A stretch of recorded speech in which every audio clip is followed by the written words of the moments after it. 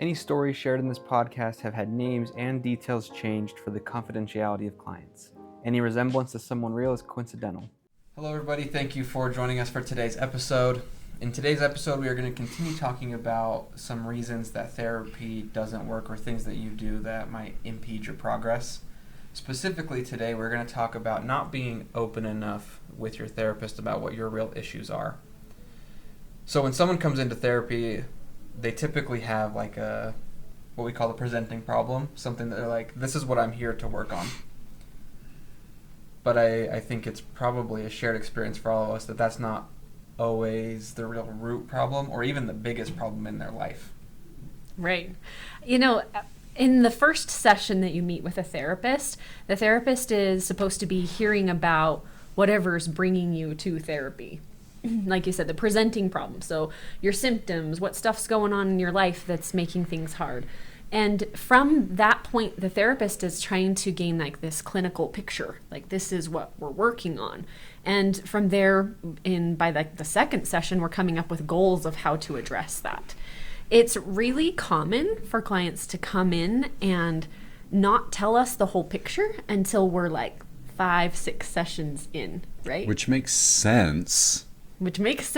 And that also means that for the first 5 or 6 sessions, your therapist is addressing your issues without a full picture of what the issues even are. Mm-hmm. Yeah, I think in some of the other videos that we've done, we've talked about the importance of tracking, right? As a therapist, if I'm not tracking what's actually happening, I question my own ability to be, sometimes I question my own ability to be effective anyways, let alone if I don't actually know what's going on. But I also wanted to throw out there, I think, although we're going to hit on this topic, it makes total sense why we don't hear about it for 4 or 5 sessions. Because just like in any interaction that you have with somebody, I think you said earlier, we want to present ourselves in the best light possible, whether it's in therapy or whether it's, meeting a stranger at the ice cream shop. So it makes sense to have this hesitancy to come in and just disclose, but this is one of those factors that kind of limits, well, is therapy being effective or is it not, right? Yeah, I don't necessarily think that all the time it's people lying about what their problem is. Mm-hmm. Like you said, sometimes it's to maybe they're embarrassed of something, or they maybe they genuinely feel like the problem they're working on is different than what the real issue is. So like a lack of awareness maybe. So I think it's not necessarily that there's like you should be ashamed of not bringing that problem up right away, but it's important to think about if you're the one in treatment, you want to get better of like, okay, here's what I think I need to go to therapy for. Are these the branches of the tree or is this like the actual trunk and root that I'm dealing with? Right. Well, and I think it's perfectly fine to go into a therapist and not tell them every single thing, because for one thing, you don't have any relationship with that therapist. You don't know how much you really trust them, and trust can take time. Sure. So it's okay to not go in and disclose everything right away. But on the other hand, if you're 6 sessions in and you haven't told your therapist about this like big thing that you're kind of carrying around and you're going, why am I not making progress in therapy? That's where it becomes an issue, right? Until you bring all of your issues to the table, how can you even begin to work through them?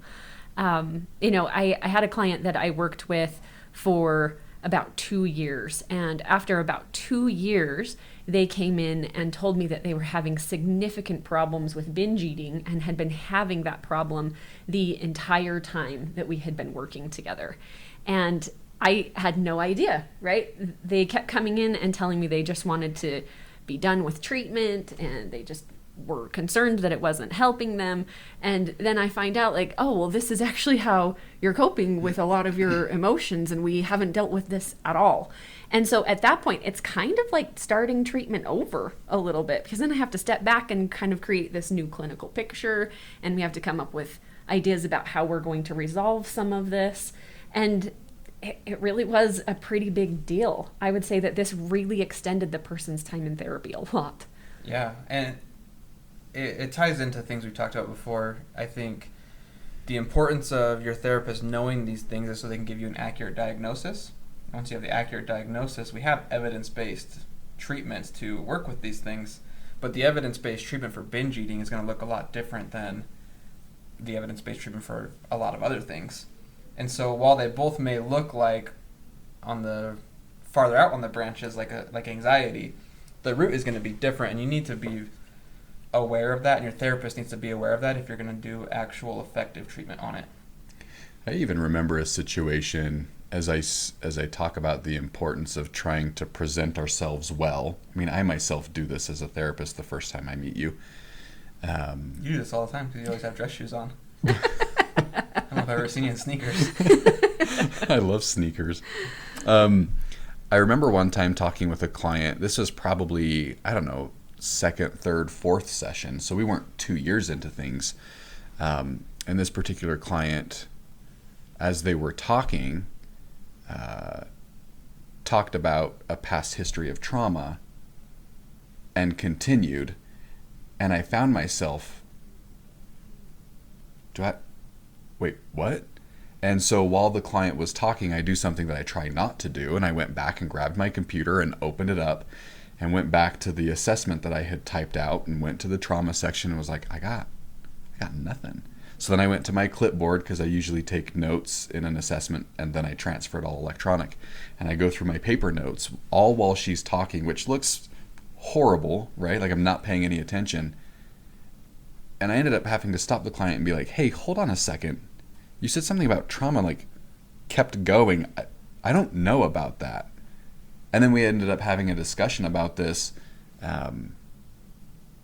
That's very important information to know so that I can make sure that my portion of the guidance or the direction is accurate, right? Yeah.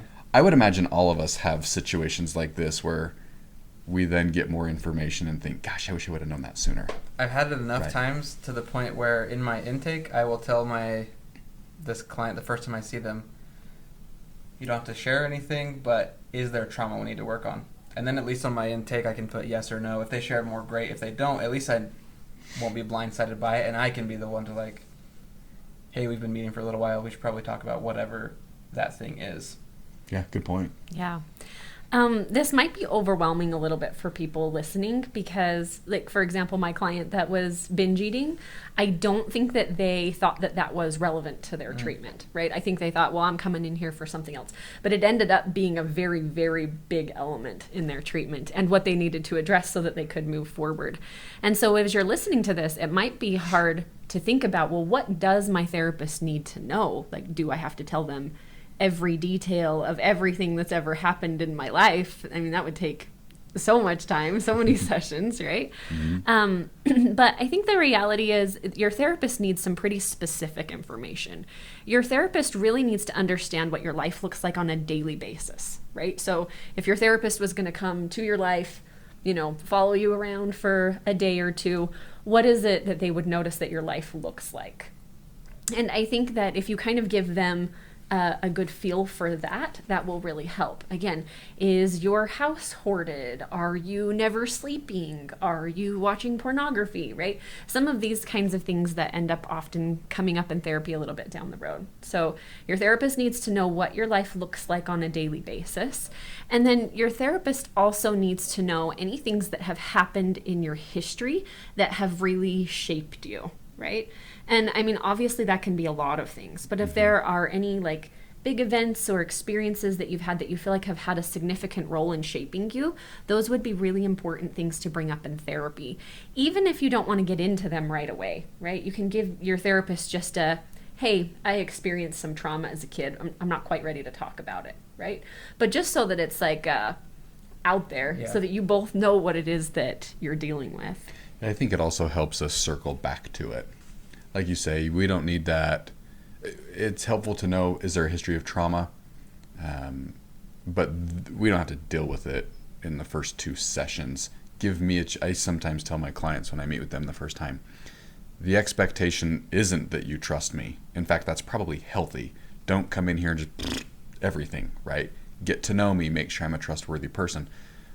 But give me a chance to earn it, and then we can go back and deal with some of this stuff. Right. And don't expect to move forward in therapy without the things being out on the table. Yeah. Right. Mm-hmm. Well, thank you everybody for joining us for this episode. Hopefully it was helpful. If you enjoyed it, please like and subscribe. Leave a comment. We'd love to talk to you, and we'll see you on the next one. Thanks. Bye. If you enjoyed today's video, please like and subscribe. Thank you so much for watching. We've got other videos for you to check out and more exciting things coming soon. So thank you.